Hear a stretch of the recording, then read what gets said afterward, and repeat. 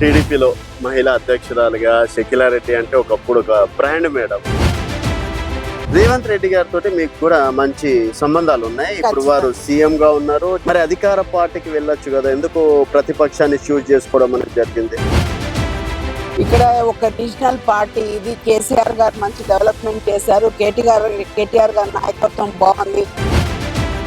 జూబ్లీహిల్స్ లో BRS party ఓడిపోయింది. ఓడిపోయిన తర్వాత మనం ఎందుకు వచ్చినాము అనుకున్నారా?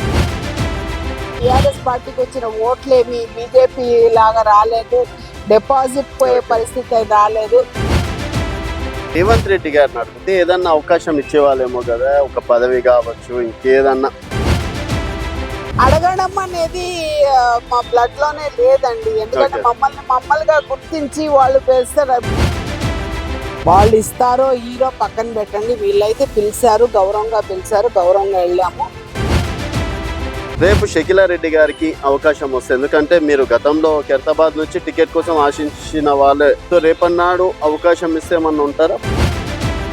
ప్రజాప్రతినిధిగా నేను ఉండాలనుకుని శాసనసభలో నేను ఎంటర్ అవ్వాలని ఒక ఆశ ఉంది కాబట్టి హైదరాబాద్ నియోజకవర్గానికే నేను కన్ఫైన్ అయ్యాను కాబట్టి పార్టీ పెద్దల అవకాశాలు ఇస్తే ఖచ్చితంగా మేము పనిచేస్తాము. వెల్కమ్ టు తెలంగాణ వెలుగు. నేను మీ రాజు. ప్రస్తుతం మనతో పాటు షకీలారెడ్డి గారు ఉన్నారు, బీఆర్ఎస్ పార్టీ నాయకురాలు. నమస్తే షకీలారెడ్డి గారు. నమస్తే. ఎలా ఉన్నారు మేడం? బాగున్నాను. చాలా రోజుల తర్వాత మళ్ళీ మీడియా ముందు కలుపుకుంటా. సో టీడీపీలో మహిళా అధ్యక్షురాలుగా షకీలారెడ్డి అంటే ఒకప్పుడు ఒక బ్రాండ్ మేడం, ఫైర్ బ్రాండ్ గా కూడా మీకు పేరుంది. సో అట్లాంటి షకీలారెడ్డి గారు ఎందుకు ఆల్రెడీ ఏపీలో అధికారంలో ఉండగా కూడా ఇక్కడ బీఆర్ఎస్ పార్టీలో చేరారు? దాని గల కారణం ఏమైనా ఉందా? డివిజన్ స్థాయి నుంచి రాష్ట్ర మహిళా అధ్యక్షురాల వరకు 35 ఏళ్ళు నా ప్రయాణం సాగింది. కాకపోతే 35 ఏళ్ళ ప్రయాణంలో నాకు మంచి అనుభూతే ఉంది. నాకు చంద్రబాబు నాయుడు గారి మూలంగా నాకు అన్నీ ఉన్నాయి. ఎన్టీ రామారావు గారితో కలిసి పనిచేశాను, చంద్రబాబు నాయుడు గారితో కలిసి పనిచేశాను. కాకపోతే ఇప్పుడు రాష్ట్రం విడిపోయినాక 2014 నుంచి ఇప్పటివరకు తెలంగాణలో ఒక స్తబ్దత ఏర్పడింది. 2014లో చంద్రబాబు నాయుడు గారు అక్కడ ముఖ్యమంత్రి అయిపోయినాక కొంచెం ఇబ్బందిగా ఉంది, ఎందుకంటే టైం ఇవ్వలేని పరిస్థితిలో ఉన్నారు. మళ్ళీ 2019లో పార్టీ అక్కడ పవర్ లోకి పోయినాక 2024లో మళ్ళీ ఎలక్షన్స్ వచ్చాయి, మళ్ళీ అక్కడ గెలిచారు. సో ఇప్పుడు ఇంత గ్యాప్ లో రాష్ట్రం విడిపోయినా కూడా కానీ మేము తెలుగుదేశం పార్టీనే నమ్ముకొని ఉన్నాము. కాకపోతే ఇప్పటివరకు చంద్రబాబు నాయుడు గారికి టైం ఇచ్చే పరిస్థితి లేదు. ఇక్కడ వచ్చి పార్టీని లిఫ్ట్ చేసే అవకాశం లేదు కాబట్టి వాళ్ళలో లేదు. కష్టపడ్డా కూడా కానీ వాళ్ళ పార్టీని ఒక క్రమశిక్షణగా తీసుకెళ్ళట్లేదు. కాబట్టి నేను ఇంకా వేరే దారి అనేది కాకుండా ఈ ఎలక్షన్స్ లో జూబ్లీహిల్స్ ఎలక్షన్స్ టైంలో బీఆర్ఎస్ నుంచి నాకు పిలుపు వచ్చింది. బీఆర్ఎస్ నుంచి పిలుపు రాగానే నేను బీఆర్ఎస్ పార్టీలో జాయిన్ అవ్వడం జరిగిందండి. ఎందుకంటే షకీలారెడ్డి గారు ఇంకోటి చూసుకున్నట్టయితే రేవంత్ రెడ్డి గారితో మీకు కూడా మంచి సంబంధాలు ఉన్నాయి. ఇప్పుడు వారు సీఎం గా ఉన్నారు. చాలా మంది టీడీపీలో ఉన్నటువంటి నేతలు ఈ రోజు కార్పొరేషన్ చైర్మన్లు కావచ్చు, ఎమ్మెల్యేలు కావచ్చు, కొంతమంది మంత్రులుగా కూడా ఉన్నటువంటి పరిస్థితి. మరి అధికార పార్టీకి వెళ్ళొచ్చు కదా, ఎందుకు ప్రతిపక్షాన్ని చూజ్ చేసుకోవడం అనేది జరిగింది? బేసికల్ గా తెలుగుదేశం పార్టీలో ఉన్న వాళ్ళు అన్ని పార్టీల్లో ఉన్నారండి. ఇక్కడ యాక్చువల్ గా కాంగ్రెస్ లో కూడా చాలా మంది తెలుగుదేశం పార్టీ వాళ్ళే ఈ రోజు ఉన్నారు. రేవంత్ రెడ్డి గారు కూడా మా పార్టీలోంచే తెలుగుదేశం నుంచి ఓనామాలు నేర్చుకొని కాంగ్రెస్ కి వెళ్ళారు. అలాగే కాంగ్రెస్ లో ఉన్న మినిస్టర్స్ కానీ, కాంగ్రెస్ లో ఉన్న వేరే కార్పొరేషన్ చైర్మన్స్ కానీ కొంత సీనియర్ చాలా మంది తెలుగుదేశం పునాదుల నుంచి వచ్చిన వాళ్ళే కాబట్టి వచ్చాము. కాకపోతే ఏమంటే బీఆర్ఎస్ లో కూడా చాలా మంది తెలుగుదేశం పార్టీ వాళ్ళు ఉన్నారు. కాకపోతే మనం ఏమంటే రూలింగ్ పార్టీలో వెళ్తే మనం గళం విప్పలేము. అంటే వాళ్ళకి అవకాశం వచ్చినప్పుడు మనం ఏదైనా అపోజిషన్ లో ఉంటేనే వాళ్ళ గురించి మాట్లాడగలుగుతాము. ఇక్కడ ఒక రీజనల్ పార్టీ ఇది. కేసీఆర్ గారు మంచి డెవలప్మెంట్ చేశారు. కేటీఆర్ గారి నాయకత్వం బాగుంది. జూబ్లీహిల్స్ లో బీఆర్ఎస్ పార్టీ ఓడిపోయింది. ఓడిపోయిన తర్వాత మనం ఎందుకు వచ్చినాము అనుకున్నారా? ఏమైనా ఫీల్ అయ్యిందా? అలాంటిది ఎప్పుడు ఫీల్ అవ్వలేదండి. ముఖ్యమంత్రి రేవంత్ రెడ్డి గారు యునానిమస్ గా చేసి ఉండాల్సింది. మళ్ళీ ఆయన ఎలక్షన్స్ కి పోతున్న సందర్భంలో ఆ తరుణంలో మేమేం చేసామంటే ఇంకా బీఆర్ఎస్ పార్టీ వాళ్ళు కంటెస్ట్ చేయడం జరిగింది. కాకపోతే బీఆర్ఎస్ పార్టీకి వచ్చిన ఓట్లేమి బీజేపీ లాగా రాలేదు.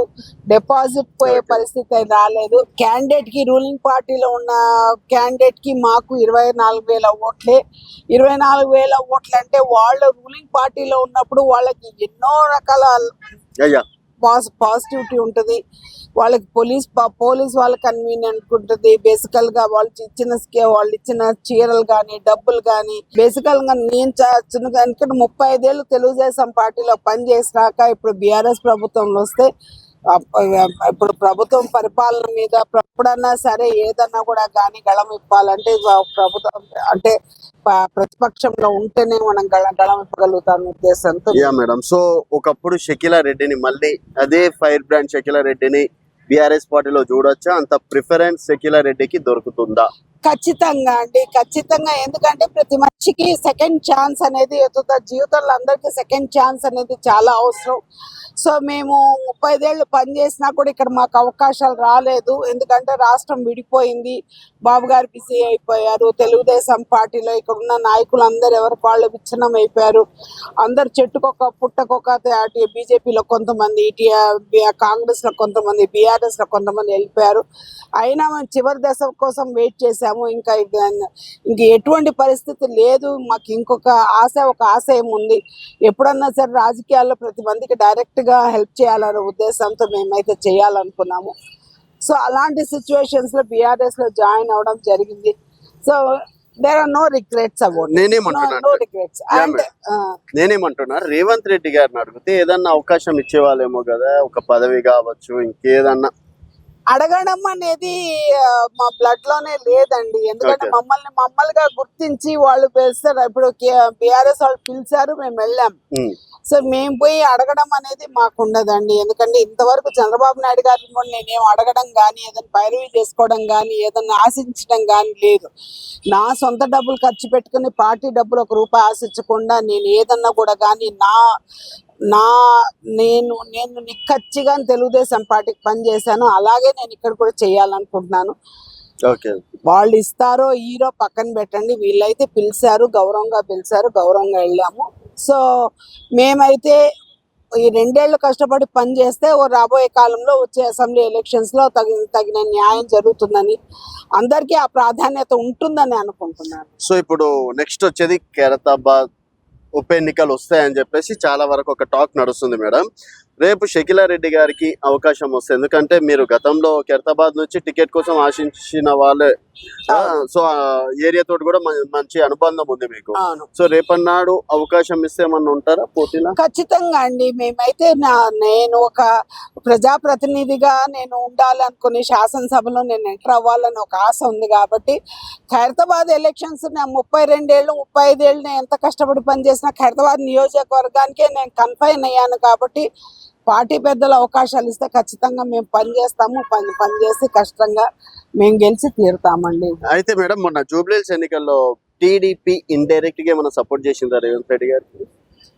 అంటే అఫీషియల్ గా అయితే నాకు తెలియదు, కానీ అన్అఫీషియల్ గా అందరు అనుకున్న మాట ఏమంటే టీడీపీ వాళ్ళందరూ కాంగ్రెస్ కి ఓటు వేశారు అంటున్నారు, కానీ నాకు ఖచ్చితమైన సమాచారం లేదు. ఓకే, సో నిజంగా చంద్రబాబు నాయుడు గారే ఇక్కడ రేవంత్ రెడ్డి గారు మంచి బాండింగ్ తోటే అటు ఏపీ ఇటు తెలంగాణ రాష్ట్రాలు డెవలప్ అవుతున్నాయి అనుకోవచ్చు. ఖచ్చితంగా అండి. 2 రాష్ట్రాల్లో ఉంటే మనం మాత్రం 2 రాష్ట్రాల్లో ముఖ్యమంత్రులు ఎప్పుడు మంచి అవగాహనతో ఉండాలి. ఎందుకంటే ఇంకా రాష్ట్రం విభజన టైంలో చాలా విషయాలు ఇంకా వాళ్ళు యాక్చువల్గా ఇంకా కరెక్ట్గా వాళ్ళు తీర్చుకోలేదు. కాబట్టి వాళ్ళు నీళ్లు నిధులు నియామకాలు అన్నారు, అలాగే ఆస్తుల పంపకాలు ఉన్నాయి, డబ్బులు ఉన్నాయి, నీళ్ళ వ్యవహారాలు ఉన్నాయి. కాబట్టి చాలా విషయాలలో వాళ్ళిద్దరికి మంచి సమన్వయం ఉంటే 2 రాష్ట్రాలు అభివృద్ధి చెందుతాయని భావించడంలో తప్పులేదు. సో గురు శిష్యుల ఇద్దరు ఆబ్వియస్ గా వాళ్ళిద్దరు గురు శిష్యులే అండి. ఆయన గురువు శిష్యుడు. మేమందరం చంద్రబాబు నాయుడు గురువుగానే భావించాం, రేవంత్ రెడ్డి గారు కూడా. ఓకే, అయితే ఇప్పుడు రానున్న రోజుల్లో టీడీపీని కూడా తెలంగాణలో తీసుకొస్తాం, తెలంగాణలో డెవలప్ చేస్తాం, పూర్వవైభవం తెస్తామని ఫస్ట్ టైం చంద్రబాబు నాయుడు గారు వచ్చినప్పుడు తెలంగాణకు వచ్చినప్పుడు అన్న మాటలు ఇవి మేడం. తర్వాత అంటే మీకు ఆ సీరియస్నెస్ కనపడలేదా?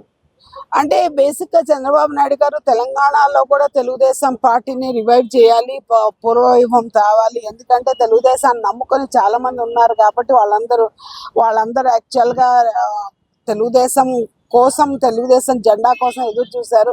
చంద్రబాబు నాయుడు గారు వయసు రీత్యా కానీ లేకపోతే టైం రీత్యా కానీ ఆయన సమయం లేదు కాబట్టి అక్కడే చాలా సమస్యలు ఉన్నాయి కాబట్టి అందుకే రాలేకపోయారు కాబట్టి అందుకని చెప్పేసి పార్టీ ఇప్పుడు కనీసం కొంచెం టైం ఇచ్చి పార్టీని వాళ్ళు కొంచెం పరిశీలించే పరిస్థితి అయితే లేదండి. సో మళ్ళీ కంబ్యాక్ అంటే మీ మాటలు చూస్తే కొంచెం స్లోగా అయ్యారేమో, డౌన్ అయ్యారేమో అనిపిస్తుంది. రేపు ఒకవేళ ఎలక్షన్స్ వస్తే స్పీడ్ అనేది మళ్ళీ అందుకోవాల్సి ఉంటుంది. సో ఏమైనా స్లో అయ్యారా లేకపోతే అదే ఫైర్ ఉందా మేడం లోపల? ఇంతవరకు అయితే మాకు అలాంటి సిమ్టమ్స్ ఏమి కనబడలేదండి. ఫైర్ కానీ స్లో కానీ స్టడీ కానీ అట్లాంటి ఏమి వినిపించద్దు. ప్రతిరోజు ఎదురు చూసే వాళ్ళం ఏదన్నా ఒక దిశానిర్దేశం వస్తుందని, రాష్ట్ర అధ్యక్షుని వేస్తారని, లేకపోతే పార్టీలో కార్యక్రమాలు కొనసాగుతాయని చెప్పి. ఎందుకంటే ఇదే ఎన్టీఆర్ ట్రస్ట్ భవన్ లో కొన్ని వేల ప్రోగ్రామ్స్ చేసాం. ఇదే కేబిఆర్ పార్క్ లో ఎన్నో విషయాలు, క్యాండిల్ లైట్స్ చేసాం, ఎన్నో ధర్నాలు చేసాం, ఎన్నో చేసాం. కాబట్టి అవి లేవు కాబట్టి మేము ఖచ్చితంగా ఇంకా వేరే వైపు చూసి వెళ్లాల్సి వచ్చింది. సో మళ్ళీ అదే యాక్టివ్ కార్యకర్తగా టిఆర్ఎస్ లో పనిచేస్తారు ఖచ్చితంగా అండి. ఎందుకంటే మాకు హైకమాండ్ ఒక దిశానిర్దేశం చేస్తే ఏ పనైనా చేయడానికి మేము సిద్ధంగా ఉన్నామండి. క్రమశిక్షణ గల నాయకురాలుగా, ఒక నిబద్ధత గల నాయకురాలుగా నేను ఎప్పుడన్నా సరే పార్టీ ఆదేశానుసారం ఏ పనైనా వాళ్ళు చెప్పిన పని చెప్పినట్టుగా నేను చేస్తాను. అండ్ అంటే నాకు తెలిసి కేసీఆర్ గారితో కూడా మీకు మంచి సంబంధాలు ఉన్నాయి మేడం. ఎందుకంటే వారు కూడా టీడీపీలో కేసీఆర్ గారితో కూడా నేను, ఎందుకంటే 35 ఏళ్ళ నుంచి నేను ఉన్నాను కాబట్టి కేసీఆర్ గారు కూడా నాకు మంచి పరిచయమే, నాకు మంచి సంబంధం. ఓకే. అండ్ మరి కేసీఆర్ గారు ఏమైనా అంటే కలిసారా మేడం? కేసీఆర్ గారిని ఎర్రవల్లి ఫామ్ లో కలిసాము. ఓకే. మళ్ళీ ఆయన కంబ్యాక్ ఇవ్వబోతుండు అనుకోవచ్చు? ఖచ్చితంగా అండి, కంబ్యాక్ ఇవ్వబోతున్నారు. అంటే ఆయన యాక్చువల్ గా ఇప్పుడు పార్టీ కొంచెం ప్రతిపక్షంలో ఉంది కాబట్టి ఆ ప్రతిపక్షం హరీష్ రావు గారు, కేటీఆర్ గారు చూసుకుంటున్నారు కాబట్టి వాళ్ళకి అప్పచెప్పున్నారు. సమయం వస్తే ఎలక్షన్స్ టైంకి ఆయన బయటకు వచ్చి పార్టీ పగ్గాలు మళ్ళీ ఉత్తేజపరిచి కనీసం పబ్లిక్ లోకి వెళ్తారని. అయితే రేపటి నుంచి రేవంత్ రెడ్డి గారి మీద ఏదో ప్రెస్ మీట్ పెట్టి తిట్టాలనుకోండి. ఎందుకంటే ఇప్పుడు మహిళలకు 2500 కావచ్చు, ఎలక్షన్స్ టైంలోనే బతుకమ్మ చీరలు, ఇందిరమ్మ చీరలు ఇస్తున్నారు అని చెప్పి. సో విమర్శిస్తారా? ఖచ్చితంగా విమర్శిస్తామండి. అదంటే ప్రభుత్వము పరిపాలనలో ఏమైనా లోట్లు పాటలు ఉంటే ఖచ్చితంగా విమర్శిస్తాం, ఖచ్చితంగా ఎత్తిపొడుస్తాం, ఖచ్చితంగా నిలదీసే తత్వం మా అందరిది. కాబట్టి ఇప్పుడు ఎన్నో విషయాలు ఉన్నాయి కాబట్టి ఇప్పుడు పార్టీ ఆదేశిస్తే మేము ఖచ్చితంగా వాళ్ళ మీద కౌంటర్లు ఇస్తానే ఉంటాము, ప్రెస్ మీట్లు పెడుతూనే ఉంటాము. సో 2 సంవత్సరాలుగా రేవంత్ రెడ్డి సక్సెస్ అయ్యారా, ఫెయిల్యూర్ అయ్యారా సీఎం గా? నా లెక్క ప్రకారంగా సక్సెస్ అంటే అండి డెవలప్మెంట్, వెల్ఫేర్ అండి. డెవలప్మెంట్ లేదు, వెల్ఫేర్ లేదు కాబట్టి నేను సక్సెస్ అనేది నేను కొంచెం అదే ఆ పదం వాడలేను. ఎందుకంటే ఇప్పుడు సక్సెస్ అనే దాన్ని బట్టి చూసుకుంటే మాత్రం మీరు యాక్చువల్గా ఎక్కడ సక్సెస్ అయ్యారనే వెతుక్కునే పరిస్థితి వచ్చింది. కాబట్టి నేను అనుకోవడం ఇంకా ఇంకా ఇంకా ప్రజలకు చాలా చేయాల్సింది. తెలంగాణ ప్రజలు ఎంతో ఆశతో ఆయన ఎన్నుకున్నారు కాబట్టి ఆయన్ని మళ్ళీ ముఖ్యమంత్రిగా కొనసాగాలంటే మాత్రం చాలా మార్పులు చేర్పులు, అంతర్గత కుమ్ములాటాలు కానీ, లేకపోతే ప్రభుత్వ పథకాలు కానీ, లేకపోతే మహిళలకు కూడా కానీ, యువతకు కానీ, రైతులకు కానీ, విద్యార్థులకు కానీ విద్య, వైద్యం, ఉపాధి మీద ఎక్కువ ఫోకస్ చేయాల్సిన అవసరం ఉంటుందండి. Okay madam. సో ఇంకోటి మాట ఫ్రాంక్ గా చెప్పండి, ఇది సరే రాజకీయాలను పక్కన పెట్టి రేవంత్ రెడ్డి గారు మీ ముందు చూసుకున్నట్టయితే ఒక ఎమ్మెల్యేగా, తర్వాత మీరు మహిళా అధ్యక్షురాలుగా ఉన్నప్పుడు కూడా వారు వర్కింగ్ ప్రెసిడెంట్ గా ఉన్నారు అనుకుంటారు నాకు తెలిసి. సో ఇప్పుడు అలాంటి వ్యక్తి ఈరోజు సీఎం అయ్యారు అంటే ఆ విషయంలో ఏ విధంగా అనిపించింది మీకు? మొదటిసారి వారు సీఎం గా ప్రమాణ స్వీకారం చేసినప్పుడు. బేసికల్ గా నేను ప్రమాణ స్వీకారానికి వెళ్ళానండి. ఎందుకంటే తెలుగుదేశం పార్టీలో ఒక నాయకుడిగా ఎదిగి ఒక వేరే పార్టీలోకి వెళ్ళి ఆ పార్టీలో తను యాక్చువల్గా తను అనుకున్నది సాధించుకునే ఒక రాష్ట్రానికి ముఖ్యమంత్రి అయ్యారంటే ఇది ఆషామాషి వ్యవహారం కాదు. కాబట్టి మనం అందరూ అభినందించాల్సిన విషయం అండి. అందరూ అభినందించాము, అందరూ సపోర్ట్ చేస్తాం, నో డౌట్ ఇన్ దట్. కానీ ఆ విషయంలో ప్రౌడ్ గా అనిపించింది ఆ రోజు?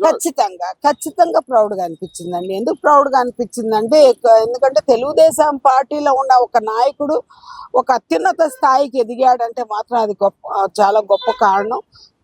అందరూ చాలా ఆనందపడ్డాం, అందరూ హర్షించాము, అందరూ అభినందించాము. సో సక్సెస్ అవుతాడని అనుకున్నారు. మరి ఇప్పుడు చూస్తే అంటే ఈ 6 గ్యారెంటీల విషయంలో కావచ్చు, మిగతా విషయంలో చూసుకున్నట్టయితే ఫెయిల్యూర్ అయ్యారా, లేకపోతే వారికి సపోర్ట్ చేయట్లేదా?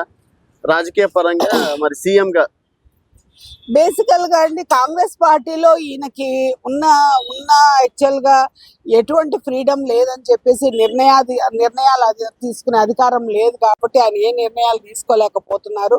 లేకపోతే ఇప్పుడు ఇందిరమ్మ చీరలని ఇప్పుడు ఎలక్షన్స్ కోసం పంచుతున్నారని 2500 ఇవ్వాల్సిన మహిళలకు ఇంకా ఇవ్వట్లేదు అనేది చాలా ఎక్కువ కంప్లైంట్స్ వస్తున్నాయి. కాబట్టి I don't think so it's successful government. They have to change a lot. 3 years తర్వాత పక్క కేసీఆర్ గవర్నమెంట్ వస్తుంది. ఖచ్చితంగా అండి. యాక్చువల్ గా మొన్న జూబ్లీ హిల్స్ ఎలక్షన్స్ లోనే మొత్తం బీఆర్ఎస్ 3 days వరకు బీఆర్ఎస్ గెలుస్తుంది అన్ని సర్వేలు చెప్పారు. కానీ ఇప్పటి వరకు ప్రజల్లో అయితే కేసీఆర్ గారిని ఎవరు మర్చిపోలేకపోతున్నారు. కాబట్టి కేసీఆర్ గారు చేసిన అభివృద్ధి కానీ, కేసీఆర్ గారు ఇచ్చిన పథకాలు కానీ, మహిళలు చూసుకున్న తీరు కానీ, లేకపోతే రాష్ట్రాన్ని నడిపిన తీరు కానీ, కరెంట్ లేని లోటు కానీ, రైతులు మంచి కానీ, అందరూ లక్షాధికారులు అవ్వాలి, అందరూ బాగుండాలని, తెలంగాణలో ప్రజలు సుభిక్షంగా ఉండాలని కోరుకున్నారు. కాబట్టి అలాంటివన్నీ జరగాలంటే బేసికల్ గా కేసీఆర్ గారి ప్రభుత్వం రావాలని ప్రతి ఒక్కరు కోరుకుంటున్నారు. సో రేపు ఖైరతాబాద్ లో మీకు అవకాశం ఇచ్చినా గెలుస్తారా బీఆర్ఎస్ పార్టీ? ఖచ్చితంగా గెలుస్తామండి. ఎందుకంటే బీఆర్ఎస్ పార్టీ ఇప్పుడు జూబ్లీహిల్స్ ఒక్కటే కాదండి, జూబ్లీహిల్స్ ఎలక్షన్ వేరు, ఇప్పుడు ఖైరతాబాద్ ఎలక్షన్ వేరు. బికాజ్ అక్కడ యాక్చువల్ గా ఆ ఎలక్షన్ తీరు తెన్నులు వేరు కాబట్టి ఖైరతాబాద్ అయితే ఖచ్చితంగా బీఆర్ఎస్ పార్టీ గెలుస్తుంది. సో కాన్ఫిడెన్స్ ఉన్నారు? చాలా కాన్ఫిడెంట్. పక్కా మీకు టికెట్ ఇచ్చినా గెలుస్తారు? మాకు ఇచ్చినా గెలుస్తారు. చూద్దాం మేడం, ఎలక్షన్స్ టైంలో మళ్ళీ మిమ్మల్ని కలిసే ప్రయత్నం చేస్తా. మళ్ళీ త్వరలో కలుద్దాం. Thank you madam. Thank you so much. So ఇది షకీలా రెడ్డి గారితో స్పెషల్ చిట్ చాట్. మరొక గెస్ట్ మళ్ళీ కలుద్దాం. చూస్తూనే ఉండండి తెలంగాణ వెలుగు.